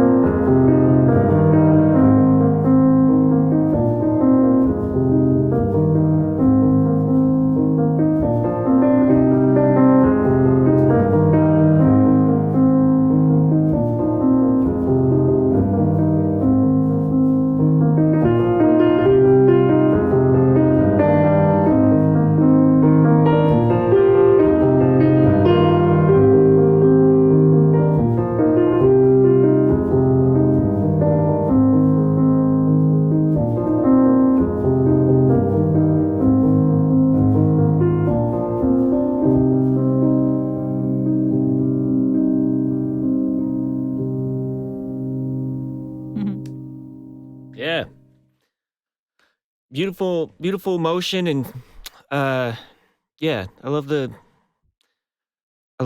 phrasing, and just, I guess what am I saying here? The tempo, just the feel of it feels really nice on that. And really, for a beautiful, just simple but really nice chord progression, I think that interpretation of it works really well, and it feels nice. I mean, you all were talking about the mix earlier. I don't know if either of you would disagree with this, but I felt like this record feels warm. I know that you're talking about it being dry and the performer being close, but I don't know, it feels like maybe it's the material itself too, but especially a piece like that, it just feels really warm. Thank you. Would either... It's interesting you say about the tempo. If you check out the original, it's actually much slower, which I love very much. But in this case, I thought it would be really nice to take a spin on it and approach it like a Bach's C major prelude. Okay. And kind of interesting. Throw that feel in, but also then come up with my own ways of creating a phrase that isn't there, meaning it's all straight 60 notes. What do you want to bring out, and what do you want to hide, and create a melody line out of those little tiny motifs of going 3 notes going up or 4 notes going down, or then maybe emphasizing every first out of the duplets just to connect those 2 notes and create a melody. That's where the fun begins, when you are given like just straight 60 notes and you do something with it. Yeah, it does have a sing-song aspect to it in that sense. Like things come out that way, and it really has like that. The melody comes out. That's cool. Imagining that much slower. It is much slower. So it's interesting how like at least the last couple of pieces that we've looked at, you've really, as the performer, taken a lot of control of the presentation of the music. And I'm wondering, like, okay, when are you gonna do your own compositions? You know what? I started to think about it more and more. I mean, if you asked me a year ago, I would say, you know what? I don't compose, just accept that. I don't write music. But now I want to. And these are by the way, the Bandcamp link that you sent me, Bob, was one of those that made me, because it's along the same feels as this album. Which one? I don't. The Hanya Rani stuff. Correct. Yeah. Yeah, we were talking about that on our episode last week. Because I I know that album, but I think before I listened to Lightyear. And so I listened to Lightyear, and it really, because it, like, at least the mood of it is very similar, you know? Right. Maybe one day I'll write. I mean, right now it's so hard to think about that because I don't have the discipline. I don't know how to write the music. You, Bob, you write music all the time. So to you, that seems like a natural thing. All you need is time and be rested and get some sleep, and you will be able to write 2-hour piece, no problem. But I mean, Bob said earlier, we've talked a lot in this episode about organization and making time for the art that you do. Bob said earlier something about just keep going, and I look up to Bob as a as a composer and a musician, and I'm trying to make more time to write myself as well. So I think there is a big aspect of just being organized, like you had said earlier, that you have to. It's its own practice. Lika, I'm 100% sure you could compose. Like, there's no question in my mind about, like. Can I take lessons with you though? First, I would be happy to, if you wanted to. But it, like, I think you could do it honestly on your own. Yes, I would. You know. You know what? It means a lot coming from you. I will definitely. Seriously, I would approach this. If you say that, I would. Right now, it's hard to think about it because my mind is so like from project to project. Yeah. My brain right now is in this Halloween program that I have, and then I have this solo recording thing that I have coming up. So it's always like I feel like if I'm gonna do something that I've never done before, I feel like I need to stop the world first. Yeah. Well, go to Iceland or something. Get lost. Hang out with Oliver. Yeah, I've been to Iceland. It's one of the most magical places on earth, I think. Yeah, someone in a rehearsal last night was telling me the same. Yes. They said, if you like hiking, which I do, you have to go. Absolutely. Absolutely. So what else are you planning on doing? Like, you want to, you have performances coming up, obviously, and another session. Yes, I do. I actually have a very cool program that I'm currently working on with a phenomenal musician, Thomas Giles, who happens to play all of the woodwind instruments at the highest performance level. This program focuses on the saxophones, and we've got 4 pieces that are very special. The first one is Poem for Saxophone and Piano, written by my dear friend, acclaimed concert pianist and composer, Asya Karipanova. And it's basically a concerto for piano and saxophone. And what's really cool about it is that Thomas gets to improvise a cadenza in this piece, which is not very common these days anymore. Then we've got Messiaen's Theme and Variations, is a much beloved standard in the 20th century violin repertory, but this is the first time that will be performed on the saxophone. And what's really cool about this is that towards the very end of the piece, the theme appears on the final octave of final range of the piano, which has never been used on the saxophones. It's just way too up high, where Thomas is able to do that, and so that's quite unusual. And then we've got Jay Schwartz, music for saxophone and piano, which happens to be the only work for our combination of instruments that is the original work here. And it's beautiful. It incorporates American minimalism, and it's just a gorgeous piece. And last but not least, we've got Ligeti's infamous Mysteries of the Macabre. And this is a collection of 3 arias from his only opera, La Grande Macabre. And this will be the first time that it's actually performed and recorded on saxophone and piano. The only other version of this that exists is for trumpet and piano. And the only reason that version exists is because the soprano for one of the performances got sick last minute, and they called in a trumpet player to come in and play that part. And that's how the arrangement was created. So now we are actually taking it and making it our own. And it's quite phenomenal. We actually ended up memorizing it because the piece is so theatrical and so ridiculous in so many ways that we hiss and growl at each other and say some ridiculous lines. And we thought it would kind of take away if we didn't memorize it. So we just memorized it and got rid of the score. This way we can just like really direct it at each other. So the whole program is loosely Halloween themed. And yeah, so we're going to perform it 3 times in New York City. And then early November, we're going to get in the studio and record all of this on video and audio. So we're really, really excited to share it with everyone. Very cool. And is that all? Is that on Halloween that you're doing this? The day before, on the 30th. So we have 3 concerts leading up to it, and then the week later we're going to go into Skillman Studio and record them all on video, but release album and then kind of release pieces as they come along. So I noticed Awesome. that all your stuff is on this record label, Armazi. Mhm. Is that Tommy's thing, or? That's our record label. Initially, it came about. So he does a lot of recording and mix and editing for pop, Broadway, and every other genre outside of classical music. And there was a point in time where my country was doing so well that we thought to move back there and open record label there, because music is constantly recorded. You're always in high demand as a recording engineer. So we invested time and effort into developing this label, but then we didn't move. We didn't go.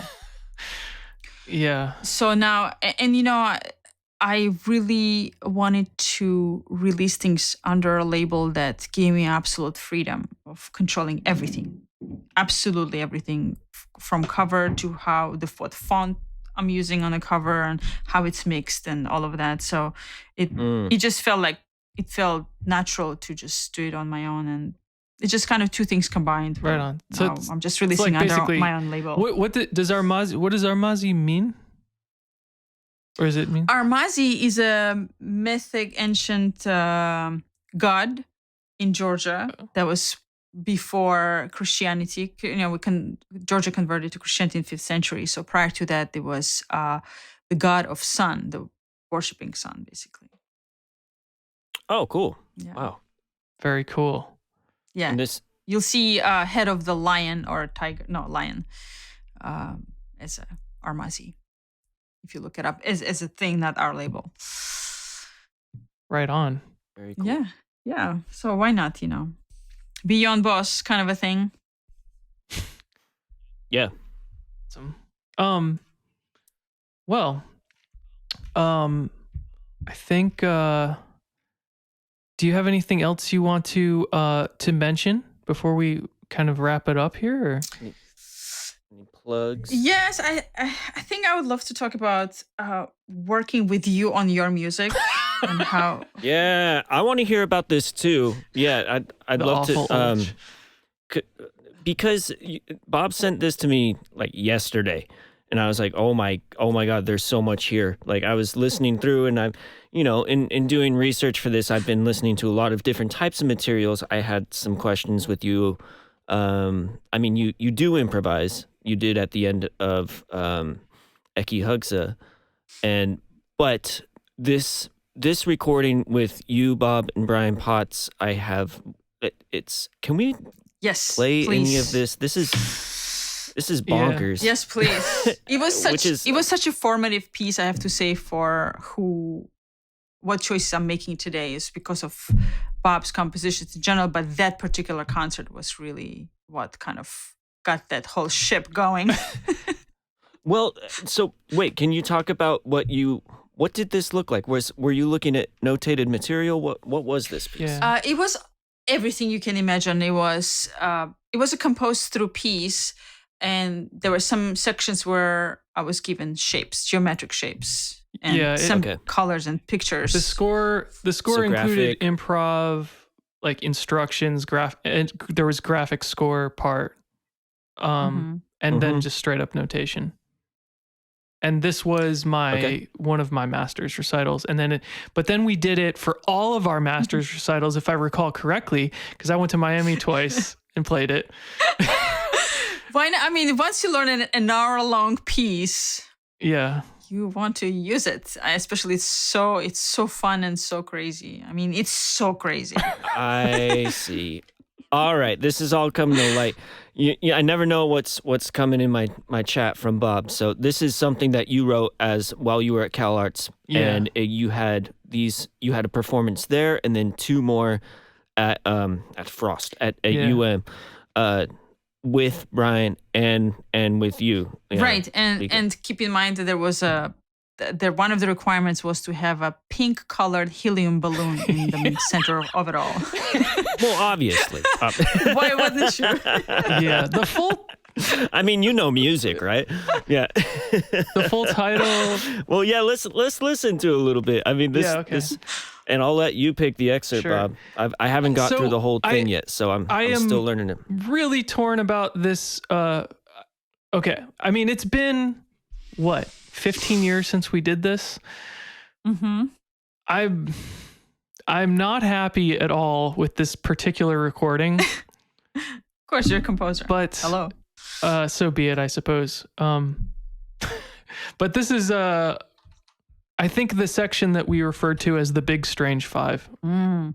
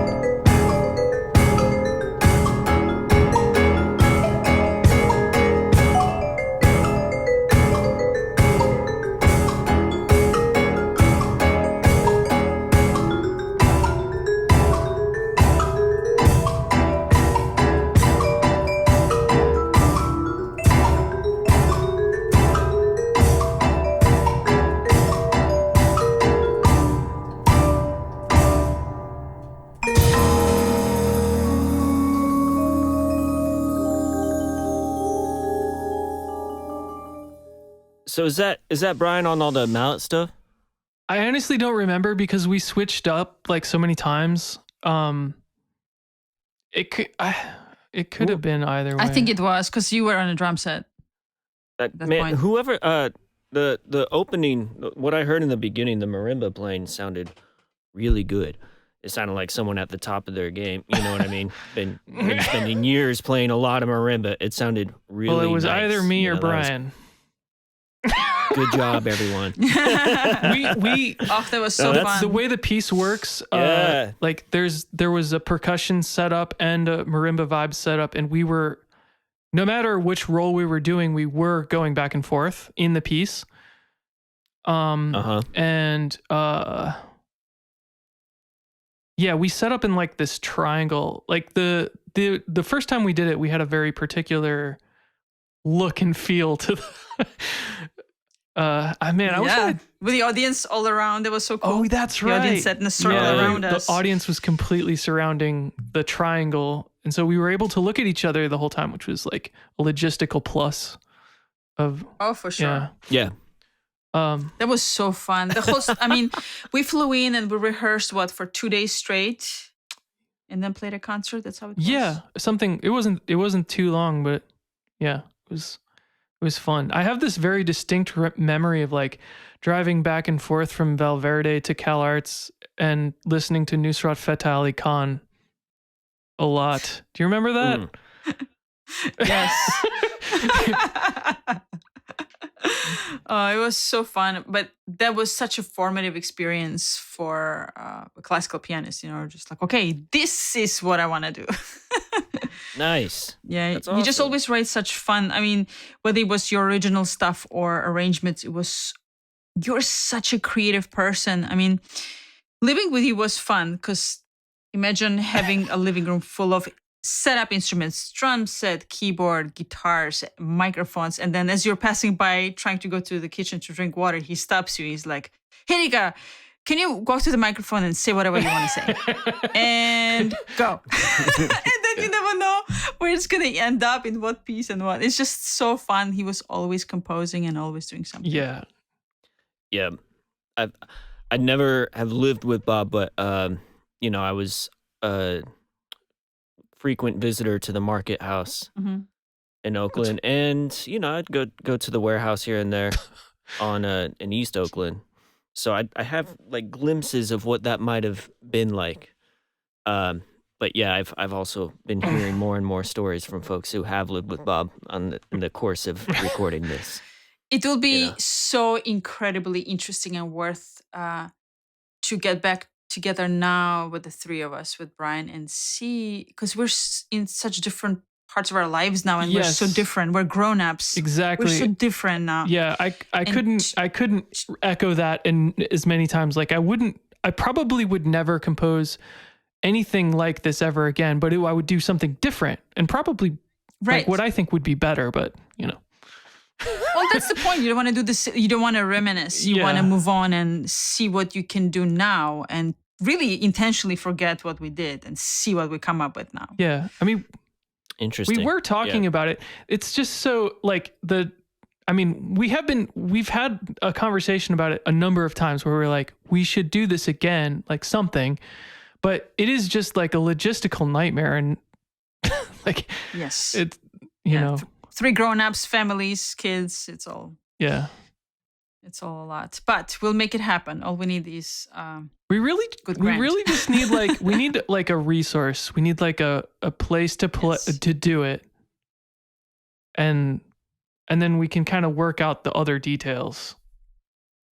Well, that's what I was about to say, is like oftentimes pieces are written because that the space, the instruments, and the date are exists, all right? already in place.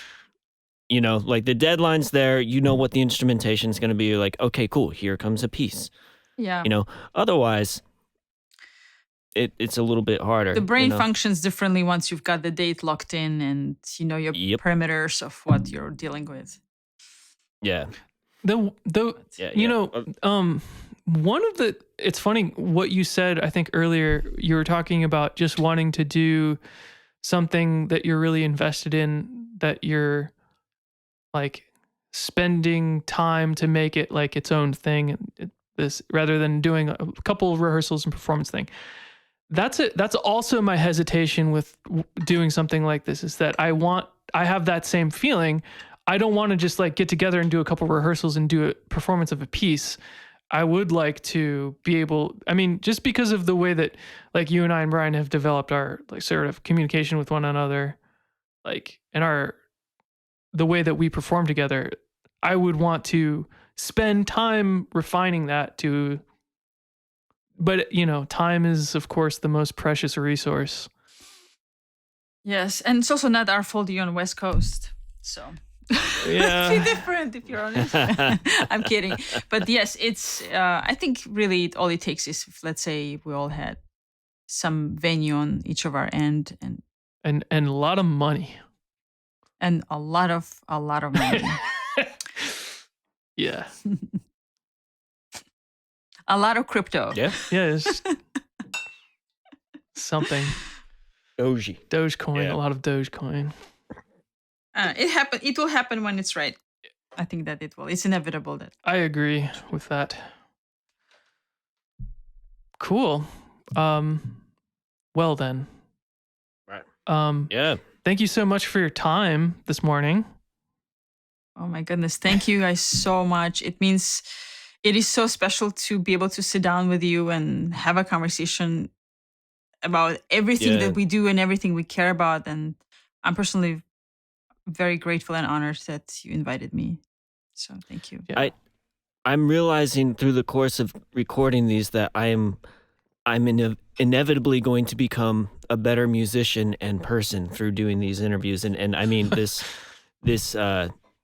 was amazing. I got so much from listening to you talk about your process and these pieces, and I find it very inspiring. So thank you for your time, and it's really great to meet you and talk to you. Thank you so much for being a part of this. Thank you so much, and all the best with all your projects. Keep on going. You've got this. Why not? Yes. Why not? Push forward. Yeah. I'm gonna update my CV. One word. One word I'm going to change today. Yeah, and then flip the table. Yep. Awesome. Well, thank you so much. Thank you, guys. Fantastic to meet you. Thank you. Have a beautiful day, and I hope we can do this sometime again. It would be really fun. Right on. Absolutely. Should I take us out on the Inescapable Light 4? Yes, please. Okay. Love that. All right.